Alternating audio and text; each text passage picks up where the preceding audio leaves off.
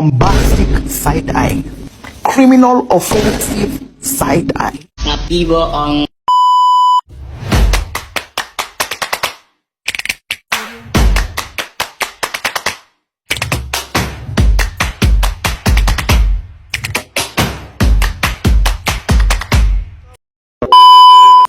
Selamat pagi teman-teman semua, salam sejahtera bagi kita semua. Semoga kita selalu dalam keadaan sehat dan berbahagia, serta juga dalam lindungan Tuhan Yang Maha Esa.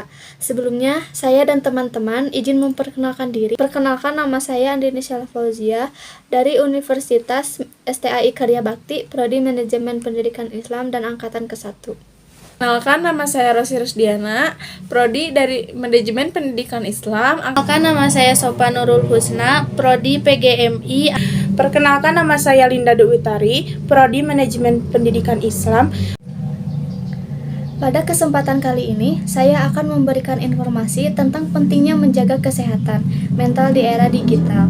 Di sini kita akan mengetahui apa sih kesehatan mental itu, kaitannya dengan era digital, dampak positif dan negatif media sosial secara mencegah media sosial, dan self-help atau cara kita mengatasinya. Sebelumnya, kesehatan mental itu penting di era manapun, tetapi kita kan hidup di era teknologi yang berkembang pesat. Teknologi yang menjadi sesuatu yang membantu kehidupan kita, tetapi kita juga perlu mengetahui dampak-dampak lainnya yang berhubungan dengan kehidupan kita. Oke, lanjut ke pengertian mental itu sendiri. Kesehatan mental adalah keadaan di mana kondisi psikologis kita baik-baik saja. Kondisi ini ditandai dengan kita memahami kemampuan yang kita miliki dapat menghadapi stres yang baik, bekerja dengan secara produktif, dan kontribusi pada komunitas. Banyak orang yang beranggapan bahwa sebetulnya kesehatan mental itu kondisi di mana kita selalu bahagia. Sebetulnya tidak. Kalau kita sehat mental itu, kita bisa merasakan kebahagiaan, tetapi tidak bisa menghadapi permasalahan-permasalahan yang muncul di hadapan kita. Dalam menghadapi masalah, wajar sekali ketika kita merasa cemas, takut, sedih, ataupun marah, tetapi ada saat-saat di mana emosi tersebut dikatakan tidak wajar, atau kita mempunyai pemikiran buruk yang pada akhirnya menjadi tidak wajar seperti menyakiti diri kita sendiri. Lanjut ke penyebab gangguan mental. Kenapa sih kita terkena gangguan mental? Yang pertama, yaitu gen dan sejarah keluarga. Ada beberapa gangguan mental yang berasal dari gen. Contohnya, social anxiety, OCD, dan gangguan kecemasan general. Yang kedua, pengalaman hidup yang stres, yang tidak terselesaikan, seperti kita mengalami physical abuse, verbal abuse, atau bahkan sexual abuse, dan tidak terselesaikan. Ini bisa berpotensi menjadi gangguan mental. Yang ketiga, brain injury. Kita mengalami kecelakaan sehingga ada sesuatu yang terjadi di otak yang menyebabkan otak kita tidak berfungsi secara normal kembali. Lalu yang keempat, lingkungan tidak sportif, seperti lingkungan pertemanan atau keluarga kurang harmonis. Dan yang kelima, konsumsi alkohol atau zat kimia lainnya seperti zat adiktif, narkoba yang seharusnya kita hindarkan saja. Nah, di sini di samping saya sudah ada ikon sosial media atau Instagram, TikTok, YouTube, Facebook, dan Snapchat. Ini adalah hal-hal yang dekat dengan kita, mulai dari kita bangun tidur, beraktivitas, sampai kita tidur lagi. Sehingga ini akan mempengaruhi juga terhadap perilaku. Beberapa penelitian menunjukkan adanya hubungan yang kuat antara penggunaan media sosial yang berlebihan dengan kemunculan perasaan yang tidak menyenangkan seperti cemas, sedih, dan kesepian. Lalu di samping saya ada social media addict. Kita juga sering mendengar social media addict atau ketergantungan terhadap sosial media. Apa sih yang mendasarinya? Di sini ada dua prinsip, yaitu pleasure dan pain. Pertama, pleasure. Pleasure itu karena media sosial itu memberikan banyak kesenangan untuk kita. Akhirnya kita terus-terusan menginginkan perasaan senang tersebut. Yang kedua, pain.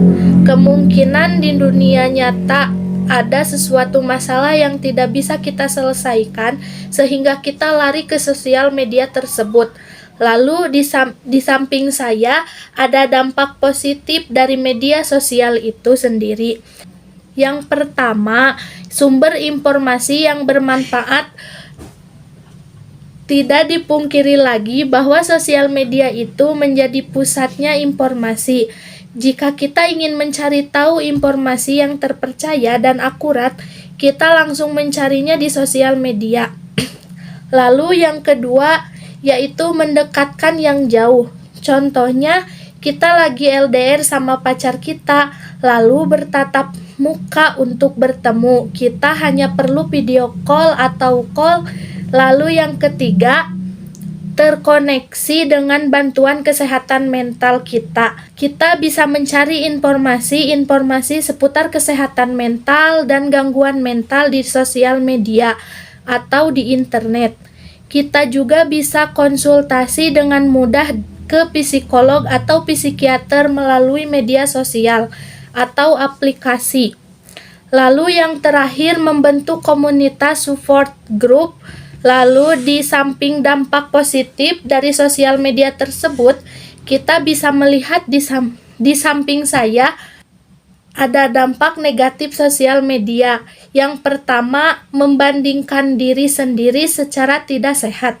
Contohnya, kita membandingkan diri kita dengan salah satu artis yang cantik yang mempunyai image baik di masyarakat dan kita membandingkannya secara tidak sehat. Yang kedua, menjadi korban atau pelaku bullying. Sekarang kan kita sering banget nih dengar berita-berita pelaku atau korban bullying, yang dimana korbannya itu menjadi stres atau depresi, atau bahkan bisa sampai bunuh diri. Yang ketiga, berdampak pada gangguan tidur. Yang keempat, memperkuat gejala kecemasan atau depresi. Lalu kita lanjut ke sleep habit, atau cara kita mengatasi gangguan mental itu sendiri. Daripada kita bermain-main sosial terus-terusan setiap hari dan tidur sampai tidur lagi, mending kita meluangkan waktu kita untuk olahraga, tidur secara teratur, lalu melakukan aktivitas yang membuat kita bahagia. Contohnya, menonton film, membaca buku, main dengan teman, maupun hal-hal berbahagia lainnya. Lalu luangkan diri untuk merefleksikan diri. Contohnya, kita bercermin lalu nanya kepada diri kita sendiri, apa sih yang kurang dan lebihnya dari diri aku? Apa yang sudah aku lakukan pada hari ini? Apa kebaikan yang sudah aku lakukan pada hari ini? Lalu yang terakhir, tidak lupa untuk menyayangi diri sendiri atau self-love. Nah, segitu saja materi dan informasi yang kita berikan kepada kalian semua tentang cara menjaga kesehatan mental di era digital ini. Jangan lupa untuk mulai menyayangi diri sendiri, kurang lebihnya mohon maaf.